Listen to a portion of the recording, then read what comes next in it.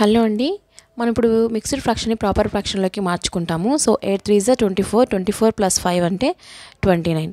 So 29/8 plus 8 2 జా 16, 16 plus 1 అంటే 17, 17/8 plus 4 2 జా 8, 8 plus 3 11, 11/4 is equal to x. So మనం వీటికి రెండింటికి మనం ఎల్సిఎం తీసుకోవాల్సిన అవసరం లేదు. సో డినామినేటర్ 8 ఉంది కాబట్టి మనం ఫస్ట్ ఈ రెండు తీసుకుంటాము. So 8 29 plus 17 plus 11/4 is equal to x. So ఈ రెండు అడిషన్ చేసుకుంటే మనకి 46 వస్తుంది. So 46/8 plus 11/4 is equal to x.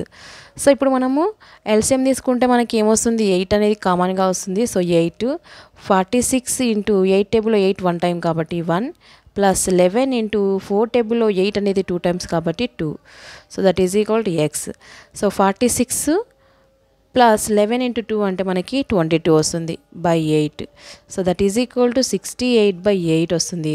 So మనం దీన్ని ఇంప్రాపర్ ఫ్రాక్షన్లోకి మిక్స్డ్ ఫ్రాక్షన్లోకి మార్చుకున్నట్లయితే సో ఫైనల్ ఆన్సర్ 8 4/2 అనేది వస్తుంది. 2 1s 2 2s that is equal to 8 1/2 అనేది ఆన్సర్ వస్తుంది. సారీ 4/8. సో 4 1s 4 2s 1/2 అనేది మనకి ఆన్సర్ వస్తుంది. Thank you.